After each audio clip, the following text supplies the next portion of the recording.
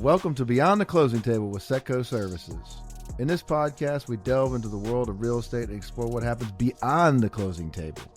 Join us for insightful discussions and expert interviews that will change the way you see real estate transactions. Welcome to Beyond the Closing Table. I'm George Brandon Jr., sponsored by Setco Services. Today, I have Ms. Lynne Andrews. Welcome, Lynne. Thank you so much. Currently with Christie's Real Estate. Oh, wait. Is it Christie's International Real Estate? It is. It's Okay. Christie's International Real Estate, Emerald Coast. Okay, see? Yeah. Glad I got you here to correct me. So, Yeah, I got to help. all right, let's learn about, before we get into the sales and that type of stuff, Yeah. I want to hear about you. Where are you from, Lynne? Hi. I would say I'm one of those transplants from Atlanta. Okay. North Atlanta in the Forsyth County area. Did you grow up there? Well, I was born in Memphis. So I'm originally I've got Tennessee flowing. Okay. But moved, I would say I probably moved to Georgia. I think it was in this, when I was 7. How about that? Okay. So Yeah. where you were born in Memphis? I was born in Memphis. I was born in the same hospital that Elvis died in, Okay. which is Baptist. Yeah, that's where I was born. I thought so. Yeah. I thought we were both I thought we from talked Memphis. about that at one point in we time. Yeah. did. Yeah, no, We did. I knew that part. I was like thinking of the hospital. Yeah. Yeah. Went to high school right across the street. Oh my, that's right. Yep. And then, my family moved to Atlanta, and I just couldn't. I tried leaving, and I just couldn't. And then finally, I did. I finally couldn't take the traffic anymore. But no, it's a great place. I was in the suburbs and went to high school there. Went to the University of Georgia. So how was growing up? You were north of Atlanta. Where again? In Cumming. Okay. Yeah. Yeah. Okay. Cumming, Georgia. So kind of suburb. What did mom and dad do? My dad was actually he was a construction engineer. Okay. And mom was a piano teacher. And they met A piano teacher. music teacher. Okay. But she taught piano, but they met at Vanderbilt in Nashville, Okay. bumping elbows in literature class. Mm. And then Kind of nerdy, huh? Yeah, kind of nerdy. Yeah. Both of them. Engineer and a piano teacher. Yeah, a teacher Bumping elbows, is that code? Yeah, I guess that was code. But they were engineer and teacher, but actually it's funny because that's where I first found these beaches is in 76. Dating myself a little bit, but we started camping on the Gulf in Miramar Beach. Really? You Yes. actually came to camping on the Gulf? And there was nothing. Oh, yeah. In 1976, there was nothing past. I mean, there was no Silver Sands. There was no Destin. There was no Sandestin. It was literally Old Scenic Highway 98 was 98. Well, yeah. But- Oh, yeah. So we started camping there in the 70s and I built my first beach house in 2004 on 30A and Love it. yeah. You so just couldn't get away. Yeah, I was drawn to these beaches. I think that's the key. They're special. And and it's kind of crazy. I know I'm answering questions you haven't asked me yet. No, I love it. This is So- where things go. Yeah, it So, kinda is. Yeah. to your point, like where you were at, Yep. and of course, I wasn't here yet, but my parents vacationed out here, like Wow. in the Stinkies area, Oh, Dunallen area, Yeah, the Dune Island. Yeah. as teenagers. So Wow. pre-76, believe it or not. in Wow. 1972, I think. Okay. And I grew up coming to that beach. Oh, So as a young, Dune Island. Yeah. yes, there was nothing. So I would beg my parents to take me like just to the Hilton so I could see another person my age. Oh. Well, but you know what's funny though, George? I thought this was pretty cool. I was 11 years old Mhm. and I met my maid of honor. She was 12. We met as teenagers at the campground. Yeah, at the beach. Yeah, at the beach. And she was the maid of honor in my wedding. I was the maid of honor in hers. And we met on these beaches of Emerald Coast, Yeah. which to me, it feels like it's part of my story. It really is. Well, yeah, Just especially where we'll get to how you got back here to live here. exactly. But I will say this is where we started vacationing and we never left. Because all that was up there was just that store, right? And that was Yes. pretty much it That was it. at that time. Yeah. Yeah. Crazy. Yes. And it's still there.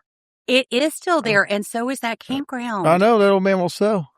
I mean, I think they have been given so many opportunities. It's Yeah. it was amazing memories. And that is exactly I don't know what that question is. You'll ask me a question, but that is why I had such a great childhood, being able to come every single year. We would spend 2 weeks here. And my grandmother and my granddaddy used to put me on a Greyhound bus to come. What, to ship you here? Yeah. So your parents didn't come all the time? They would come, but then like my best friend, her parents in Nashville would put her on a Greyhound at 15 years old by herself to spend the summer with us. And then my mother would send me in Atlanta and send me on a Greyhound to Nashville to spend the summer with her. So it's crazy. 15 by ourselves. Different day and time. Yeah. Crazy. Still run around the neighborhood on your bike and not worry about being abducted. Yeah, exactly. Nice. And no cell phones. Yeah. Mama didn't know where we were. It was good and bad. I can only dream. So you had a good upbringing. Yes. Good parents, all that good stuff. Great. And one older sister, and that's it. And love it. Just, both my parents were only children. So we have a very small family. Well, that's good. It's just a tight family. Yeah. Have you always just had this ball of energy personality that I love so much? I kind of think so. Okay. Well, I didn't know if that. I don't know if you grew into that or at an early age. It's just always been kind of like really high energy, enthusiastic. Makes for a good salesperson. It does. And I think I've overcome a lot of big milestone tragedies in my life. And I could choose the opposite reaction in waking up and being sad and depressed and bitter, but I'm not. Because there's just no reason to. Put your face on and get after it. And let's have a good time. Let's do. This is not a dress rehearsal. All right. So what was high school like for you? Did you play any sports? Track and cross country. Really? You're a runner? I'm a runner. Okay. I did the 1 and 2 mile in track. Okay. And I did cross country all 4 years. Didn't do anything with it afterwards, but yeah. I consider yourself competitive? No, I was very slow. That doesn't mean you're not competitive, Lynne. Well, here's the problem. Just because you didn't win. I would finish, but I wasn't the fastest in the lanes. But I actually liked cross country better than I liked track. Okay. Because cross country gave me a chance to just like run through the woods and the trails, and it was 2 miles. We were still racing, but it was more about finishing. Yeah. And I think that did give me a love of running and athleticism but I never did, team sports. My kids did, but I didn't. Okay. All right. Yeah. So you decided to go to the University of Georgia? Go Dogs. I'll let it slide. Yeah, I'm an Ole Miss boy. Come on. I love when SEC people come in here and talk football. Yeah. Well, we're going to talk football, but we're not going to talk football because I'm a little sad about some things, but it's all good. Well, that's okay. Yeah. We get y'all been in the spotlight here recently, the last few years. Ole Miss, the last 30 years, we've sucked. Yeah, but y'all have been coming up. A little drama this year. A little drama this year. A little bit of drama. We'll see where it goes. Okay. I just like being in the conversation. I know. In the SEC, yes, you were totally we were in the conversation. Dogs for a while. Well, now even Vanderbilt's has conversation. Yeah, we're not going to say anything about Alabama. But yeah, we're just not. We can. That makes it fun. Let's make the SEC fun. Talking shit about the other state. I know. Well, and it's so interesting because I knew I was going to be a writer and a journalist, and that's what career path I took. And at UGA, they have an incredible journalism school. So did you go there for that? I went specifically. So you went to high school, you wanted to write? I ran out of Englishes in my senior year in high school. I had taken every advanced English, and they're like, we don't have any more Englishes for you to take. So you really had a passion for it. Yeah, I was doing all my friends' term papers. I was doing I just loved writing. I loved reading. I loved investigating and being kind of a sleuth, and that's what journalism is to me sometimes. Okay. Is uncovering truths and answers and just, telling a story. You could remind some of those people about that these days. I know. Just being honest and factual. I know. Maybe check your facts and don't be using AI to do everything. All right. So you had a passion about journalism. Yeah. And so Georgia's got a good journalism school? Oh, they have a great journalism school. I didn't know that. Yes, they do. I thought they only knew football. Moving on. So it's okay. We got football. Come on. Yeah. So, all right. Yeah. How was college? I loved it. And it's funny because I initially started in journalism with radio, TV, film production. I was going to be a television producer Okay. and worked at Did Fox you 5. did you want to ever be in front of the camera? No. So you want to be the I behind the wanted to be scenes? a producer. I wanted to be a field producer, television producer. And they had and I had my own little radio show in Athens. See, It was, you're comfortable with this. yeah, but it was more, I hate to say, reel to reel. We had to cut and splice. There was no editing. It was literally. There was no computers. Is that what yeah, it was in the 80s. Early 80s. There was no computers. And we were literally. For those of you that can't see the reel. video, Lynne's face about when this was is pretty hilarious. You were splicing? We were cutting and splicing our tapes. Yeah, when we did reel to reel, even radio, we would splice. That's crazy. We didn't have any digital editing skills. Teaches an old school way to do it. It does. And you know what? I have an appreciation so much for journalists and producers. And so, but it's funny because I thought I was going to be a great news writer. And I found out really quickly I'm too prosy and too verbose and I love to talk. Yeah. And I write like I talk, which is very long, lengthy, flowery, and prosy. And so. Too many adjectives. That did not work well in radio, TV, film production or in news writing because it's very staccato writing. So I didn't think I'd be great. When you say news writing, so are you writing like for me to read the news? Yep. Or okay. So you're not like writing newspaper. No, I was writing scripts for my reporters and I would write scripts for the anchors and, just like if you were in the newsroom at CNN, So how did they tell you were too verbose? Verbose. They said sophisticated words. Lynne. Yeah, verbose. Verbose. So did you bring a script like it's 5 pages? Like, yeah, we need one. Yeah, no, it wasn't fun because with news, you would have to have a very tight script, a 2-minute package you would put together, or you would put, you would have 30 seconds to get your story in. I don't like constraints. Yeah. So I could see you saying though, well, no, it's not too long. Just read faster. Yeah, like, that's it. I wrote a beautiful article. Yeah, it was so perfect. And you have to have all those elements to illustrate the story. Come on, people. But that's when I realized. So did it kind of take the joy out of it for you? It did until I figured out that I wanted to do PR. Oh, okay. Public relations. Yeah. So what was cool about that is I did work at Fox 5 in Atlanta. Okay. And loved it. But then I started working at Grady Hospital as the director of PR. Okay. And so so in college, I started working at Grady and that's when I loved it. That's when I fell in love with PR. All right. So instead of being behind the scenes, telling the story, I was pitching the story to the reporters and the producers. And I would also be the spokesperson. So whenever somebody got shot or had a drive-by shooting or there was some trauma at Grady, the news crews would come to me and I would give the statement on the ER lot okay. So I did become in front of the camera, but as a spokesperson for the hospital. So you're 20? I was 20. Yeah, I seems like a pretty big girl job for a 20-year-old that's still in school. Big girl job. I mean, I would imagine, this is coming from somebody from Memphis. Yeah. You might have been fairly busy. You were in Atlanta. Yeah, I was in Atlanta. Gunshots, hospital. Oh, yeah, we were trying to draw any conclusions. Trauma center.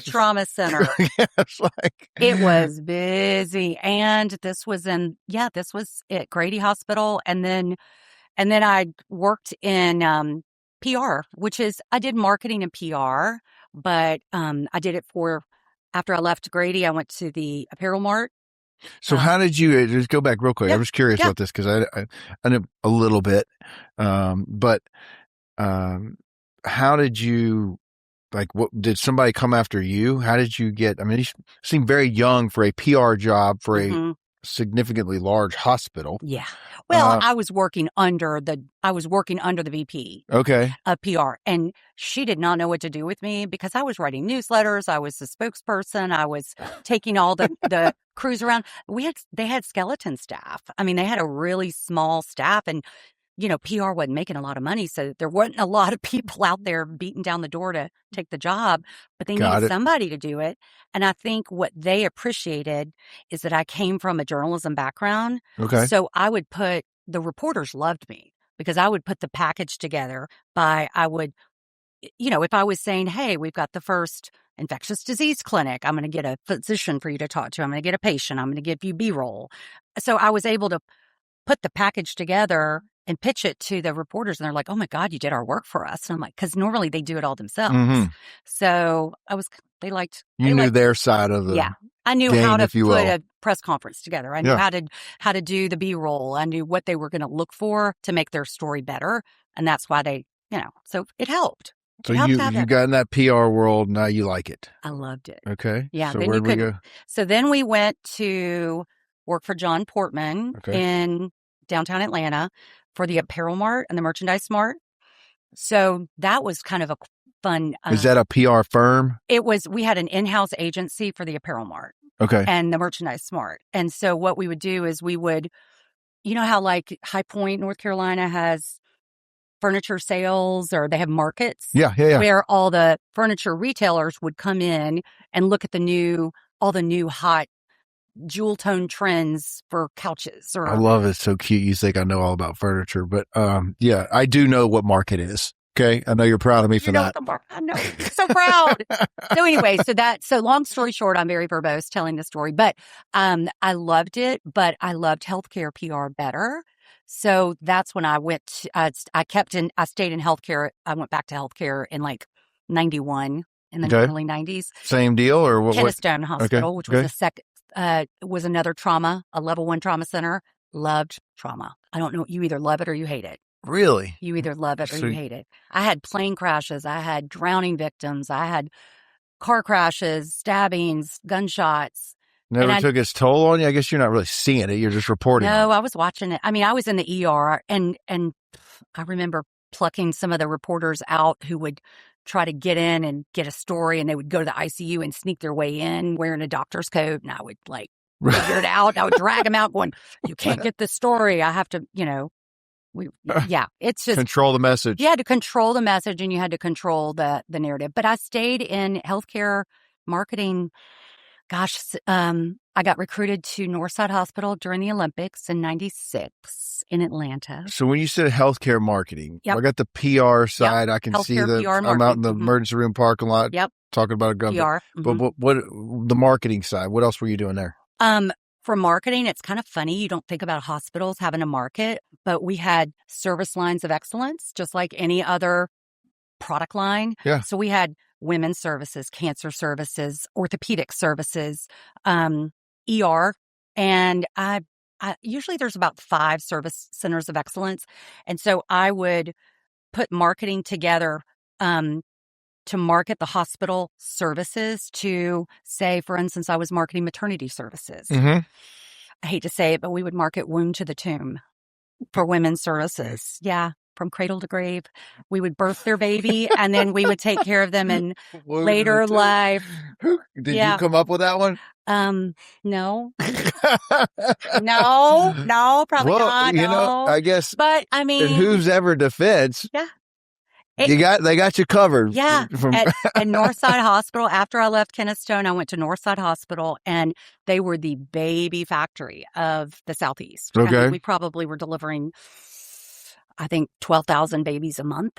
Jesus. We were doing a lot of babies. I only know that to be that's a dramatic number because of what we had to with Sacred Heart. You have to get the NICU here, which the wine auction was heavily behind. You had to get, I think, 1,600 babies in a year. Oh no, we were. And you said 12 a month. Yeah, 12K a month. 12K a month. I mean, obviously, I will say that'd be massive. Well, and we had a huge women's center, but we had the NICU. We had the highest level NICU.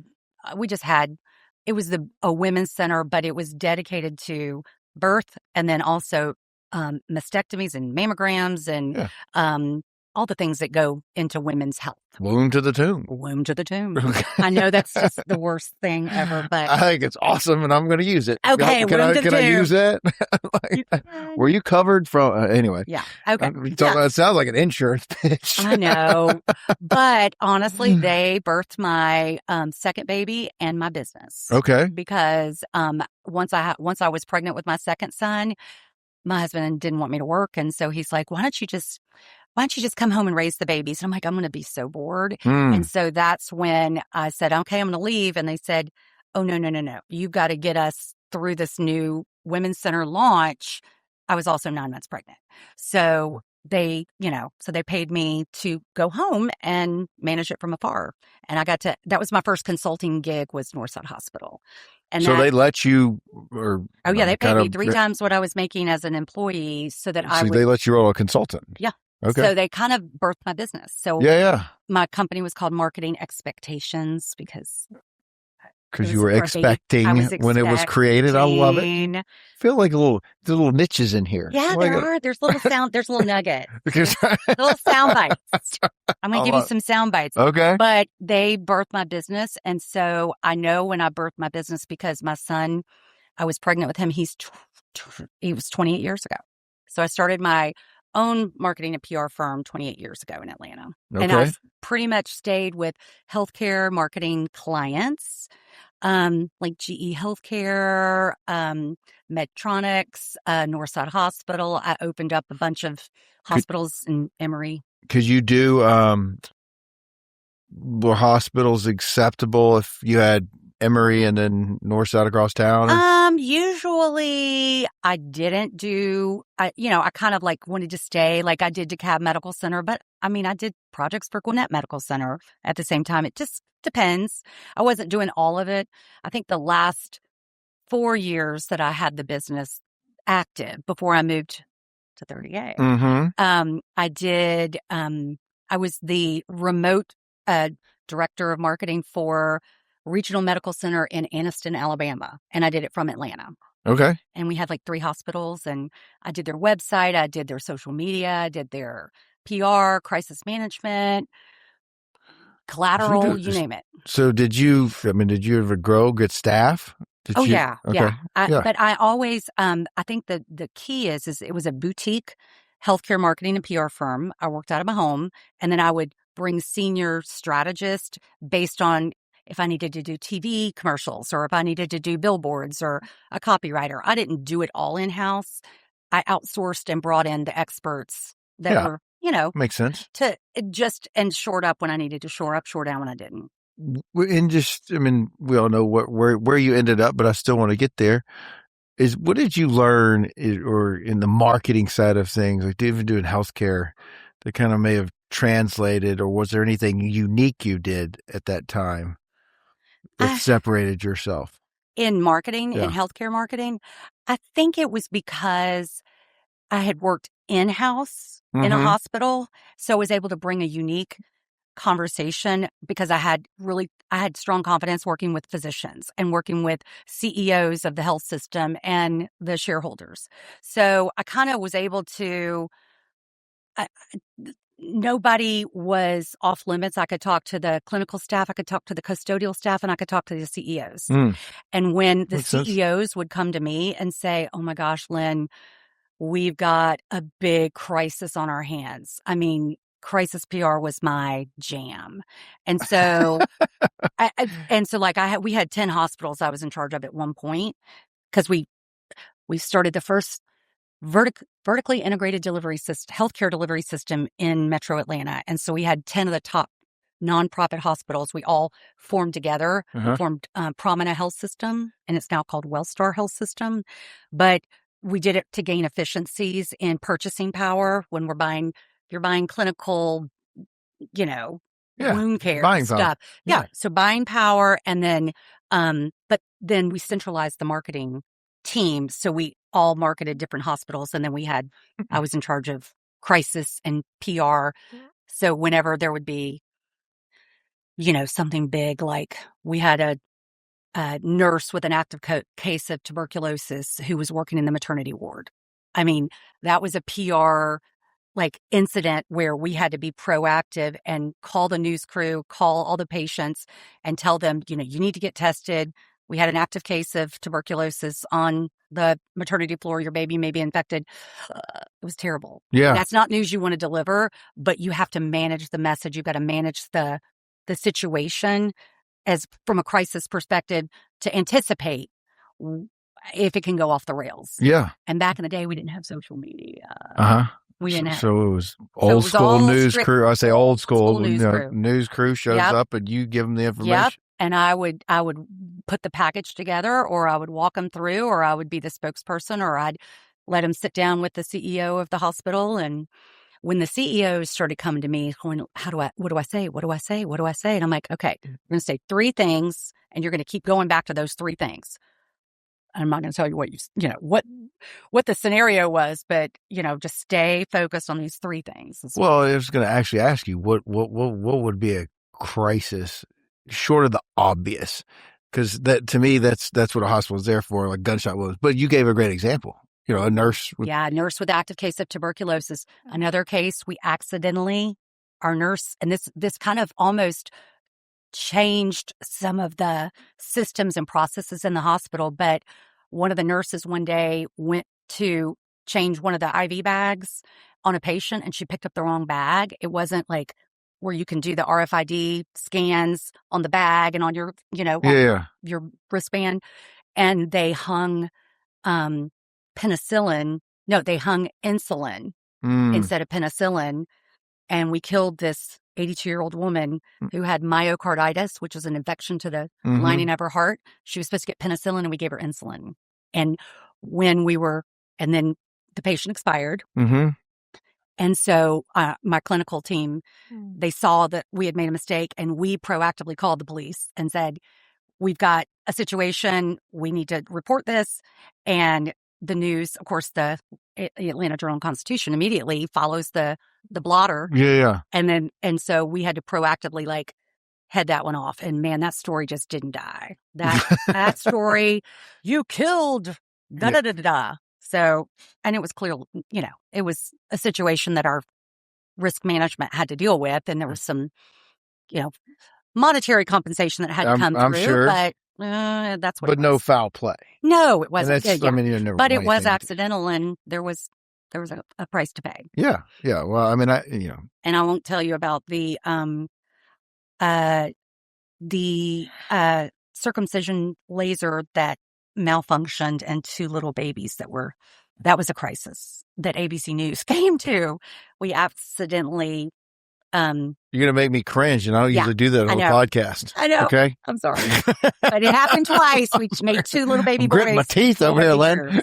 That's a crisis, yeah, and sure. you don't want to be a part of that. But those are medical things. You don't think about them, but I mean, that's the extreme.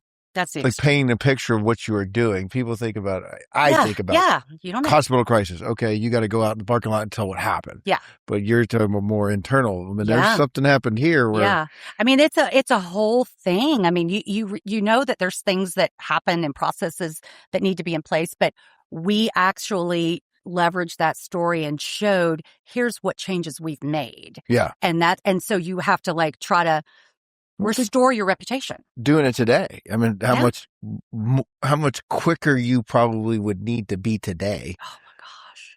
Because with all the news coming at you. Well, you could have somebody sitting in there and get it out in seconds. Yeah.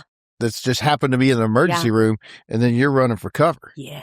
You're like, that's no fun. Yeah. But and it was still, I was all over Metro Atlanta, and I literally would go from one hospital, oh my gosh, we've got this crisis, and then I'd have to go to Piedmont Hospital, and we've got this crisis, and I've got this crisis. So it was just, I literally felt like I was in the car just putting out fires. So you were still working directly for the hospital at that point, or you were consulting? No, that's when I was working for the hospitals. That was before I was a consultant. And they couldn't have afforded me then. Because that was. It sounds like you're working your tail off. Yeah, but when you have a good work ethic and you watch your parents have a good work ethic, you just it comes naturally, I think. I get that. Yeah. You're a product of your rearing. Yeah, for sure. Yeah. 100%. That's why work hard and be nice. Oh, yeah. All right. So you went out on your own. Yep. Consulting's going well. Yep. Consulting was going great. Did that for 25 years and loved it. And then my mom got really sick and Parkinson's, and she had several strokes, and my sister and I cared for her for many years. And then she passed in 2018.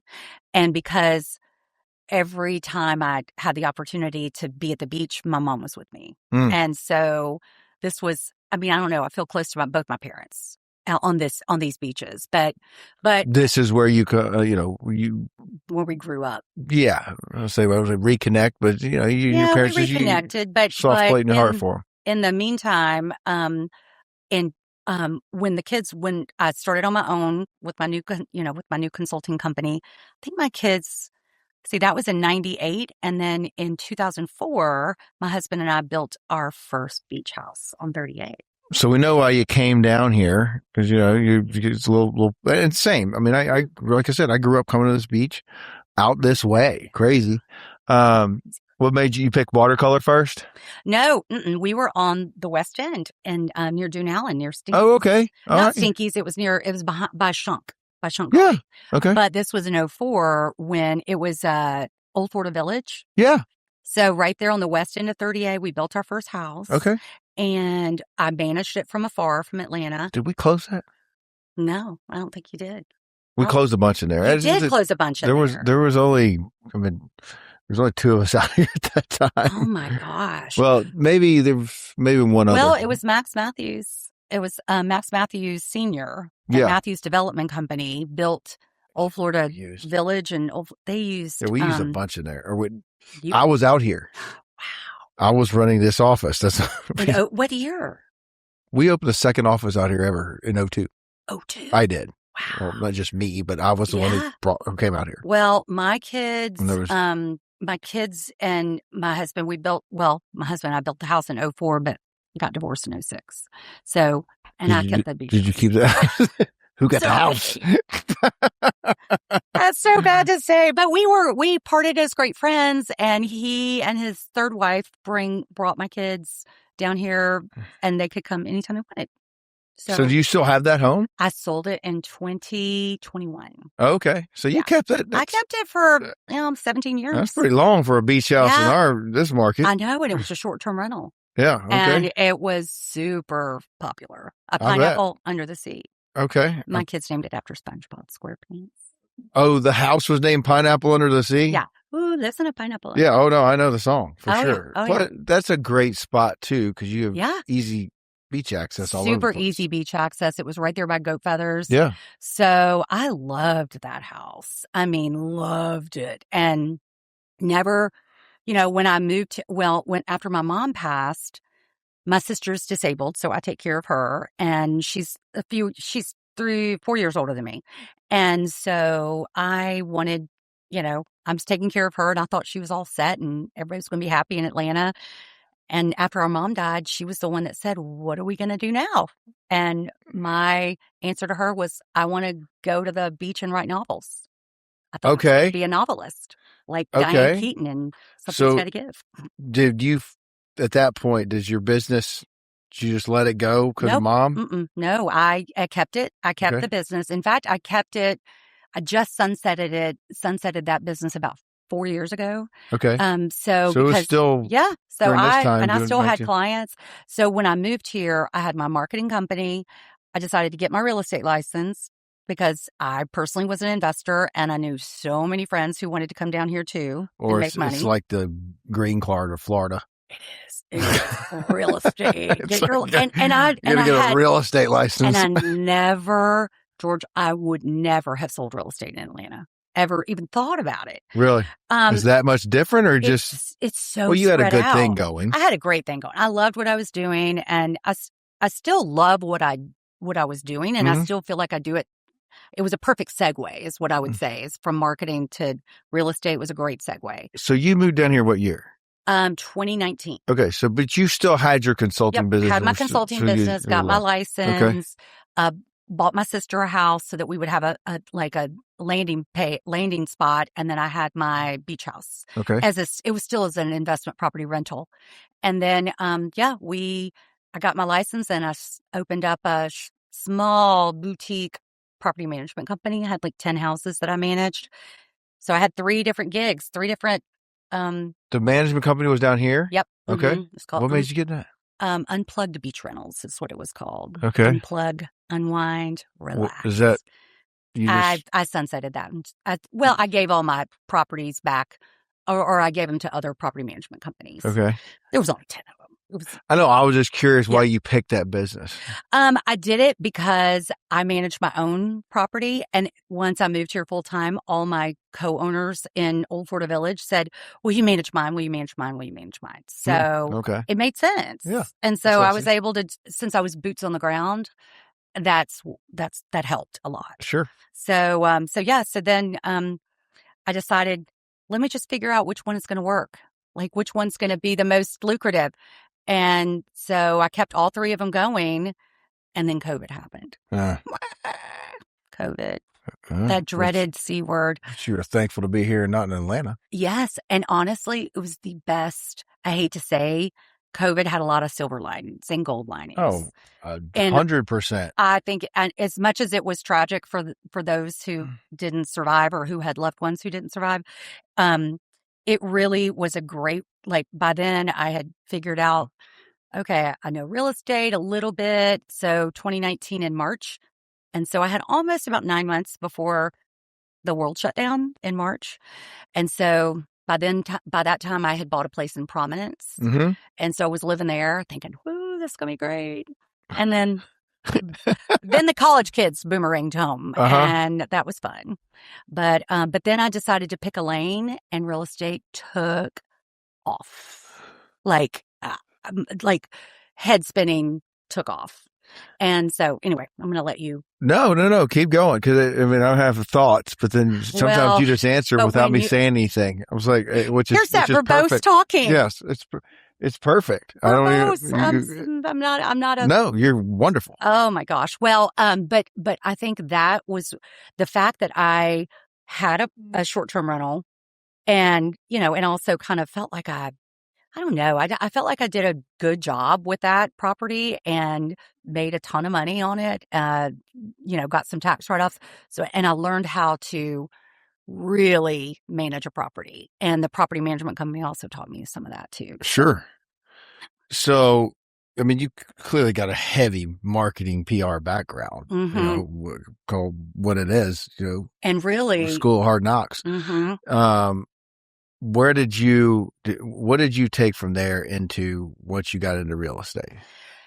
I think, honestly, storytelling. I think real estate is all about storytelling. PR is all about storytelling.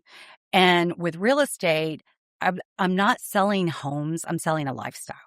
That's the difference between on 30A that I feel like was such a perfect place for me and a perfect place to, I guess, start a new career in my mid-50s. Because I think I moved here, I'll be 60 this year, so 53 when I moved here. And I started a whole new career. Like never in a million years did I think I would ever do luxury real estate. But here we are.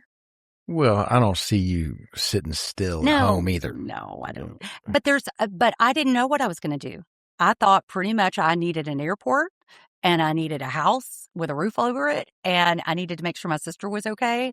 And I would go anywhere. I thought I was going to keep my marketing and. So you came down here with the idea of I can run the business, the consulting business from here and continue. And obviously this was pre-COVID. So I had no preconceived notions that I was going to be able to make marketing work down here. And I really never thought real estate was going to take off like it did. It was timing. A lot of it was timing. Well, that could be a lot of people, but I could give you the reverse. Someone I had in here earlier started really at the tail end of that boom. Oh. So she doesn't know any different. Oh. As far as more the hard knocks. So she started mid 22. Yeah. Where you came into it ahead of, ahead of the curve, ahead of the valuation, the crazy appreciation evaluation. Yeah. Which is the way things were in 21 is not healthy either for a market. It's not. But to your credit, you're still here because a lot of people didn't learn. It's hard to really learn how to do it in a tough market when you're in that type of market. Yes. You can ticket take. And right. People are, we're making so much money. You messed this up on the contract, but no big deal. Yeah. Yeah. Doesn't happen all the time. No, right. Doesn't happen all the time at all. But how did you, clearly you've had quite a bit of success after that, Did you have a team you joined? Did you have a mentor? Well, Did you just I did throw a contract together and figure it out, Lynn? No. Actually, to be honest, there were several of us that started in 2020, and I watched Cork and Reverie come in as luxury brokerage that came into town.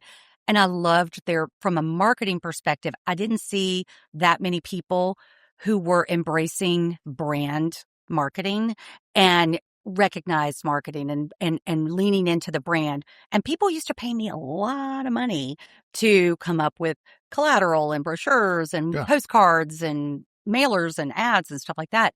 So I did lean into luxury brokerage because they had those plug and play opportunities where I knew what to do. And so I was able to, I guess, I don't want to say pivot. I hate that word, but I was able to pivot during because in 2019, when I got here, it was pretty slow. Yeah.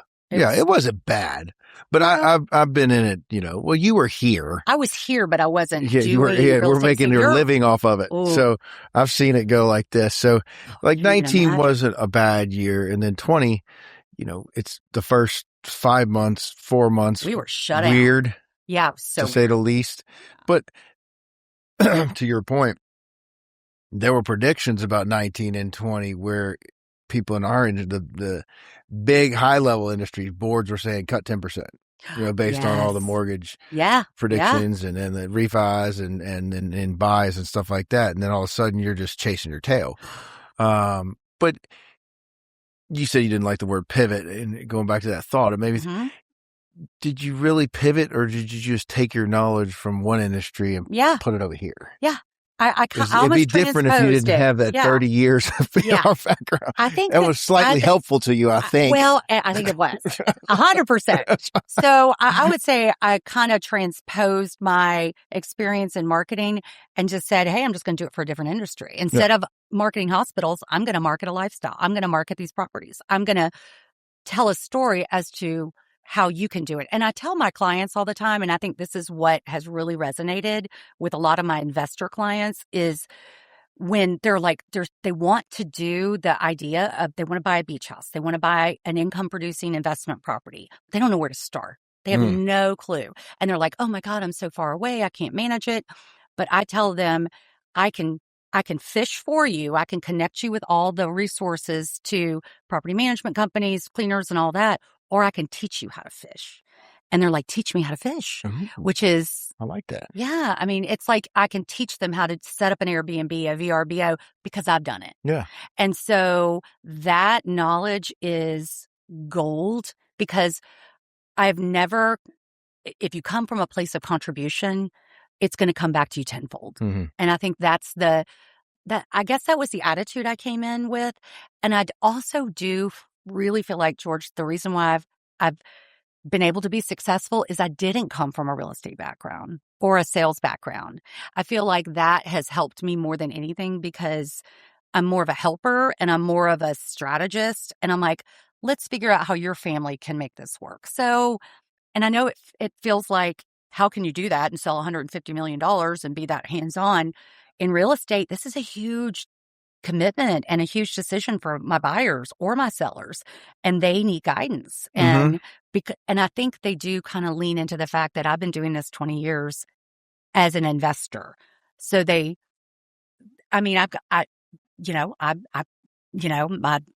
what I preach. Yeah. I'm not making stuff up. Whatever your target is, your average price point here can make a big difference if you're looking at just volume. But I joke all the time on our side of the transaction.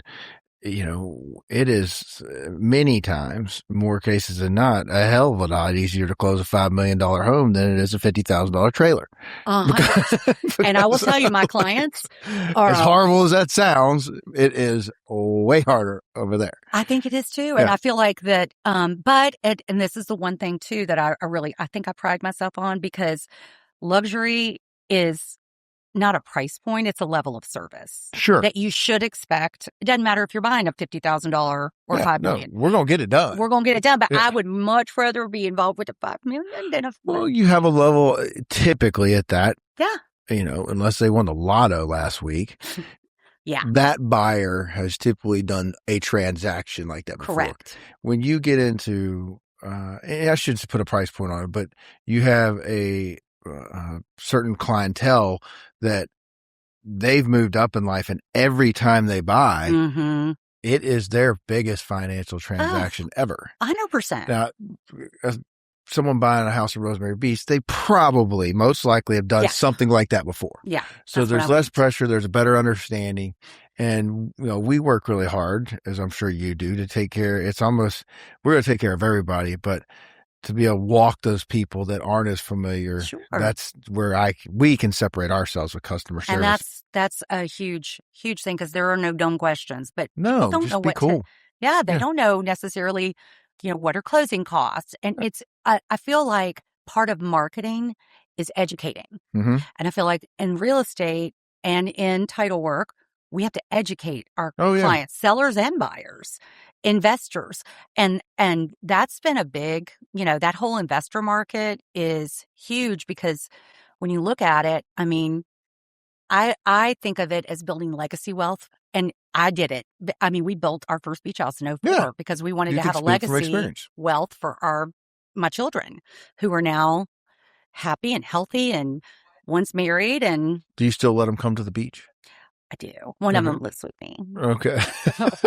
My oldest son is a pastry chef, and he was at Disney in Orlando, and he is back, and he works in Grayton Beach at Blackbeard Bread Company. Oh, love it. Okay, so cool. He's full-time. Shout out to the local job. Yep. All right. Shout out. He makes all the bread. Okay. And he brings it home. Oh, how's that working out? Not That's because it wouldn't work out well at my house. It's not working out. It's good. That's my Achilles heel. Good old tasty bread. Oh my gosh, he makes the best sourdough, and it's also So I let him, like, a lot of times I'll give closing gifts to my buyers or my who come and buy something, and I'll have he's a chef.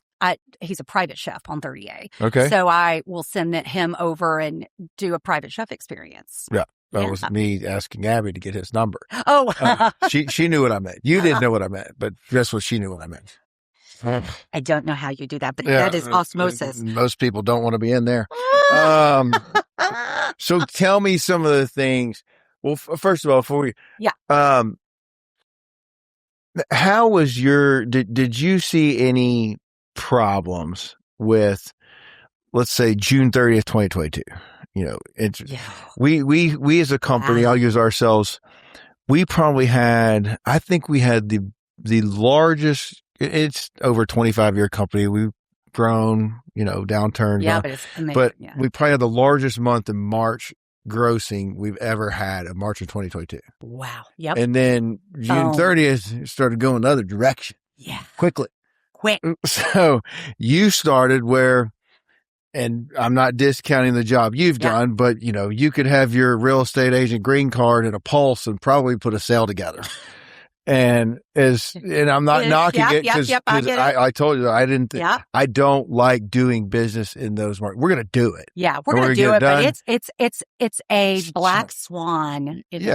And there's some people that came into the market that are no longer here. Correct. And probably never had any business getting into it. And they may have made some money while they're there. So you came into a boom, and then 2.5 years, in 19 kind of. And 20 was a great year, but it was like I doubled. So 2020 was even just half the year, 13 million. The next year, 26 million. The next year, 44 million. And it's just me. So you've grown every year. Yes. Okay. Even in 22 and 23. 22 was my $44 million. Okay. 23, 20.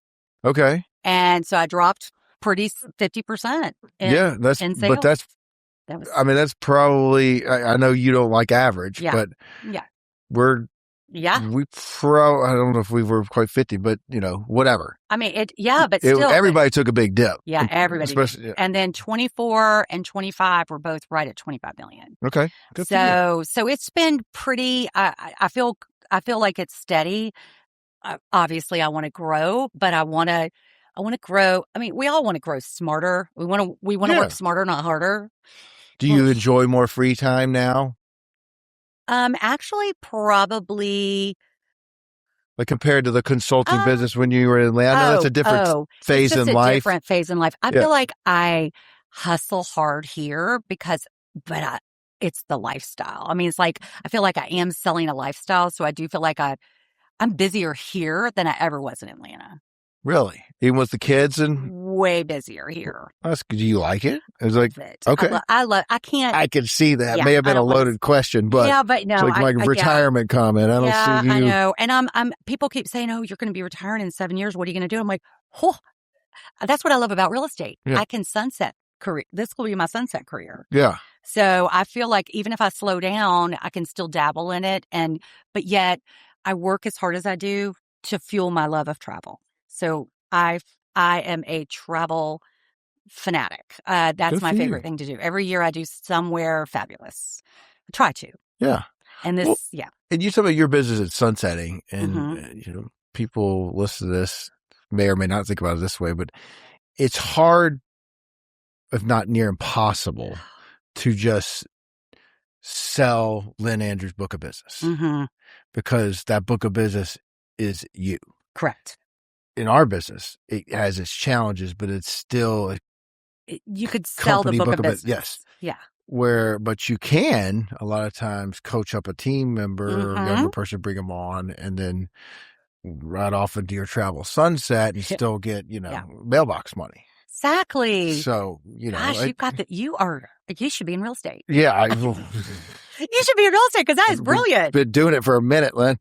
Yeah, I know. But it's But people usually, a lot of careers, either you're in the corporate world, that's one thing. But if you're an entrepreneur, which you are, you look for, as you say, sunset. It's challenging in your world, which I find intriguing just because I love business. But there is an exit where you can at least have a monthly, income or mailbox money and still go travel where the hell you want to. And I think that is my goal. That's where I see it happening. But finding the right personalities and the teams, I love Christie's. Like that has been an amazing luxury brand. I'm part of the Master Circle, which is an elite group of, I guess, 300 top agents in the world. And we lean into each other. I'm able to sell homes in Spain and Dubai and Italy, and I see and hear all these great properties too. That can you make a commission off that? Oh yeah. Oh really? Okay. Oh yeah. So that could be my sunset. That could be another sunset referral fee from Dubai. Yeah. Okay. or they send somebody down here because we're part of that. Yeah. The Master Circle is part of it's part of the Christie's Elite Network and all that. Is there anything else about Christie's that you really appreciate? Because I know you were with somebody else and you made a move. Yeah. I do feel like the luxury level, even the auction house, it's just an elevated brand. And I think it has it's a 150-year-old brand. So I feel like that the Christie's auction house in New York was, back in, I don't know the exact year it was founded, but it's so cool to be in New York and go to the auction house and to be able to be a part of like that culture. And I do feel like that has the brand, the tools, and I think the exposure I'm able to give my sellers and just being able to plug and play and tap into a luxury, just a really luxury, like a legacy luxury brand. Yeah. That's what I feel like Christie's is. You can sell them a house and take them to the auction for a live wine buy. Yeah. Or a Rolex watch collection. Yeah. Or Elton John. They auctioned off his entire condo in Atlanta. Really? Online. Yeah. So nice. Christie's did that, and JFK. I think Jackie O's estate was handled through the auction house, through Christie's auction house in New York. Intriguing. So, but it's just I just look at cars. yeah. Well, Oh, I know. Oh, good job. We're aware of that. Yeah, good job. So, is there anything you shared about storytelling, which I love? You can tell the way you talk about verbose. Well, no, I said no. I don't think that. To me, a lot of times that's a lost art in some people in sales, and that it's always. I feel like we've evolved with social media and all the information out there that comes at you so quickly that telling a good story, and it's probably why I gravitate to comedy so much. Oh, wow. That's a great point. Yeah. You have a story where people are just like, here, Lynne, you need to buy this. Yeah. Yeah. It's not everybody. I'm painting with a broad brush, but that's an art to me to be able to converse and help people understand things like the way you sell luxury real estate. You're creating an experience. It's not just I'm selling you a high-end home. No. But is there anything else you've done that you feel like your competitor down the street that you may have had some success with? In real estate specifically? Yeah, that's a great question. I think telling, and I think I'm a shares person. I'm not a salesperson because a shares person. I like to, I'm sharing ideas. I'm sharing tips. I'm sharing resources. I'm a shares person. I've never heard it put like that. Well, I know it makes sense. But I feel like just like the whole idea of I'm not selling a home, I'm selling a lifestyle. Yeah. But you've got to be able to be comfortable and be able to illustrate how do you sell a lifestyle. You show it. You help someone like be like put in their head, oh, I could do that. Oh, she broke it down into bite-sized chunks, and it's not as overwhelming as the social media guy selling me a course on short-term rental acquisitions. Yeah. You're like, oh, like, it's a lot. And so I do like that. I think storytelling has gotten, that's been my whole hallmark of my whole career is PR, is telling a story. And I realize I tell it much better in a fluey, verbose way versus news writing. That feels like a staccato writing. Yeah. It feels very abrupt, very like you're just the facts, ma'am. I'm like, no, just the facts. And let me tell you how to get there. And let me show you how to get to the other side. So that's how you just kind of segue into story. My verbose storytelling. You did a callback. I like that, Lynne. Back to college where you got out of the new stuff. Yes. But and you create relationships. You what? You create relationships. Well, and this real estate is a complete relationship business. It really is. And I think the last thing I ever want someone to do is like think I'm trying to sell them something. People don't. They want to buy. They don't want to be sold. Mm-hmm. And that's just back to the old, Dale Carnegie, How to Win Friends and Influence People. Very first book a first boss ever told me to read. Dale Carnegie, How to Win Friends and Influence People. And I've used those principles pretty much. It's all about the inquisitive side of me, the journalist side of me. I want to know how you work. I want to know how you operate. I want to know what is important to you.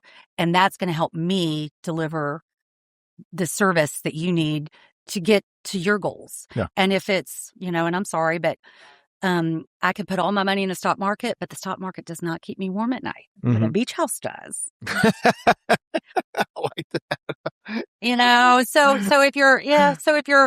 if you, and I've been shocked. It's like I've sold some of the houses to people, like as a perfect example, I met a couple at an open house in Alice Beach 4 years ago, and they remembered me. They liked my energy 4 years ago.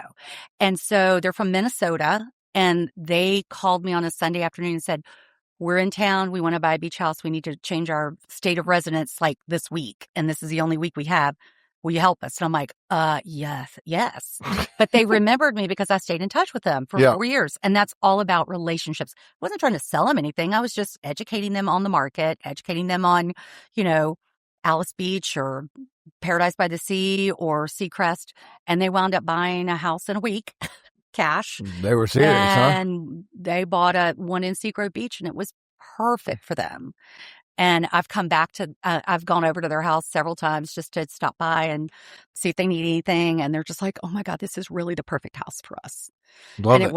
it was a great story. And they're from Minnesota. Yeah, sounds like a tax shelter too. Good for them. Kind of was. But it's Love all it. good. All right. It's all good. It's all good. So, Lynn, thank you for coming on and telling and sharing. I think, everybody has their angle these days. Some is social media, some it's website driven, lead driven, all that. I don't believe all the noise of AI and the different angles on real estate can ever take away from the personal relationship. Like the stories you're telling, you establish a relationship with somebody. I'm not spending $5 million on a house without looking at it. Unless it's a true investment, and I don't care about it. But 99% of real estate buyers are not that type of. It's I say 99%. That's not fair. That's it. But you take commercial out of it. Yeah. Most of the time, people, even if they are going to short-term rental, they're going to stay there 4 weeks of the year, whatever that is. Exactly. And I just don't think you can take the human element out of it. No. So maybe I'm wrong one day down the road, but I don't think that's going to happen. AI taking over real estate. I think it can help. Yeah, I've been leaned into it. I'm embracing efficiencies that AI can help me work smarter, not harder. But it's still never going to, you can't get a robot to take me into Paradise by the Sea and emote the feeling that you get when you walk in that house. That's a good way to put it. So you look out over that Gulf and an amazing home, and it's like, whoa, where am I? Yes, it's awesome. Thank you so much. We can tell how passionate you are about this area. No, thank you. You're a ball of energy. I love your energy. Where can people find you? Oh, they can find me on my cell, 404-784-5606, or via Instagram, Lynne Luxury Collective. Love it. Yeah. Thank you for sharing your stories, your background, everything. I went way too long. No, you're perfect. Too verbose. You're perfect. Abby. No, that's my new word. Word of the week, verbose. Bye, y'all. That is your new word for the week. You are the best.